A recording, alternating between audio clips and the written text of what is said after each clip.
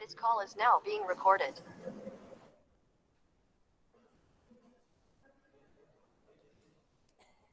So spectrum analyzer is nothing but the meaning of spectrum is nothing but frequency domain.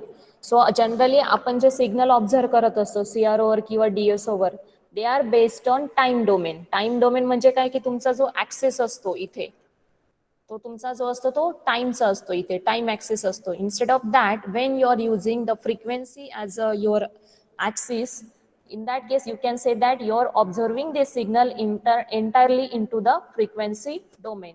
So with the variation in frequency, how the signal changes, how it works, whatever any circuit, how the signal is generated, हे कशामध्ये use होतं generally in case of communication network. Communication म्हणजे तुमचं FM असेल, कोणता FM station जे असतील किंवा तुमचा एखादा रडार सिग्नल असेल तो तुम्हाला सेंड करायचा असेल किंवा अजून जिथे जिथे तुम्हाला फ्रिक्वेन्सी रिलेटेड वर्क करायचे लाईक ऑडिओ फ्रिक्वेन्सी असेल किंवा रेडिओ फ्रिक्वेन्सी सेंड करायची असेल किंवा वेगळ्या वेगळ्या टाईपचे मॉड्युलेशन टेक्निक्स असतील, in that case you have to observe your signal in case of frequency domain. So frequency डोमेनमध्ये ऑब्झर्व करायचं असेल सिग्नल तर तुम्हाला एक डिव्हाइस यूज करायचा असतो. That device is nothing but the spectrum analyser. So spectrum analyser work कसा होतो, it works in two categories, in audio frequency range and in radio frequency range. The audio frequency range up to 10 megahertz we can consider, below 10 megahertz can be considered, and radio frequency range above 10 megahertz to some gigahertz like 20 to 30 gigahertz. So 10 megahertz to 20 to 30 gigahertz जर work असेल तर तो आपण consider करतो it is in the range of radio frequency. and when you're used in case of audio frequency then it should be below 10 megahertz. So हा normal frequency range आहे ज्यामध्ये तुमचा स्पेक्ट्रम अनालायझर वर्कआउट होतो. So spectrum analyser म्हणजे काय, a device which finds the signal in terms of frequency domain. So whatever amplitude or the changing point is considered with the help of with respect to frequency. So how it can be considered? So first of all we apply a signal. A signal is transmitted from whatever it may be, light signal or it may be any normal signal. ठीक आहे, इथे optical टाईपचा मी diagram मध्ये दिसते तुम्हाला optical spectrum analyser आहे. So it observe, it gives consider the light signal. Optical म्हणजे light. So light signal पण तुम्ही कन्सिडर करू शकता कारण आपलं जे समजा कम्युनिकेशन आता मोबाईलवर आपण कम्युनिकेशन परफॉर्म करतोय तर आपल्याला इथे काय दिलेली बँडविड्थ दिलेली आहे, काहीतरी फ्रिक्वेन्सी अलोकेट केलेली पर्टिक्युलर फ्रिक्वेन्सी. किंवा तुम्ही जेव्हा इंटरनेट यूज करतात सो अंडरग्राउंड जे काही कनेक्शन्स असतात they are based on optical fibre cable. ठीक आहे, सो ऑप्टिकल फायबर केबलमध्ये पण तुम्ही काहीतरी रेंजमध्ये फ्रिक्वेन्सी सेंड केली जाते then you can access the data. So तुमचा तो डेटा रेट आहे तो डिपेंड कशावर असतो, तुमचा रेंज ऑफ फ्रिक्वेन्सी. मग त्याच्यानुसार तुमचे वेगवेगळे जनरेशन्स येतात, 2G 3G 4G likewise. So ते काय आहे ते त्यांनी एक पर्टिक्युलर फ्रिक्वेन्सी अलोकेट केली आणि पर्टिक्युलर डेटा रेट प्रोव्हाइड केलेला आहे. So depending upon that general आपण एक कॉमन एक्झाम्पल घेऊ शकतो मग त्यासाठी ऑप्टिकल स्पेक्ट्रम अनालायझरचं, की जनरली आपण ते यूज करतो डे टू डे लाईफमध्ये. सो ऑप्टिकल सिग्नल जेव्हा तुम्ही पास करताय it apply to the tunable band pass filter. So band pass means a filter which consider a band of frequency. Band of frequency म्हणजे जसं मी आता सांगितलं की रेडिओ फ्रिक्वेन्सीमध्ये जर त्याला ऑपरेट करायचं असेल तर तो काय घेतोय range from 10 megahertz to 30 gigahertz. So ही काय झाली त्याची range of frequency, that means a band of frequency. So त्या बँडमध्येच हा काय होणार आहे वर्कआउट होणार आहे.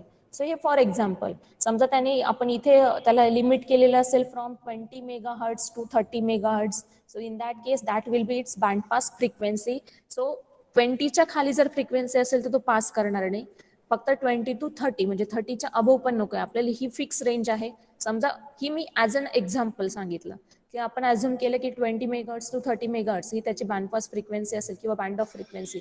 So that only frequency will be transmitted और पास. अदरवाइज हा काय करतो त्या फ्रिक्वेन्सीजला ब्लॉक करतो. So which is nothing but a band pass filter and it is also use to remove a noise content in the signal. So noise पण काय केले जातात रिमूव्ह केले जातात. At the same time to this band pass filter you are going to apply a square wave ramp generation और a sawtooth waveform. तुम्ही इथनं काय देताय सॉटूथ वेवफॉर्म अप्लाय करताय. So mixing of this signal is pass to detector. Detector is nothing but a type of photo detector is used here as you're using optical signal, hence we are using photo detector type of circuitry. Photo detector means when a light is incident on the photo detector or the photo diode किंवा photo transistor तुम्ही assume करा, तो एक टाईपचा photo detector असतो.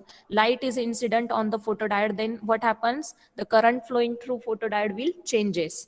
So intensity of current, current value is depending upon the intensity of light. As intensity of light increases, the current flowing through that corresponding detector will go on increasing. Okay, so this is nothing but the function of photo detector, in which is used to receive the optical signal. So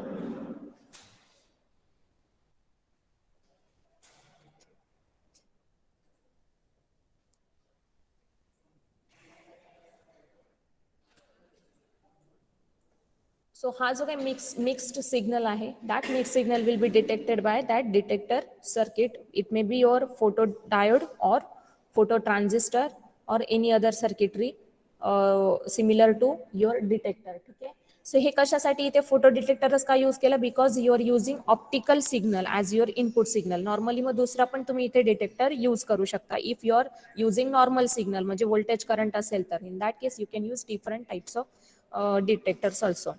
so हा photo detector काय करणार आहे, मग whatever the signal is detected by it, that will be transmitted to the amplifier.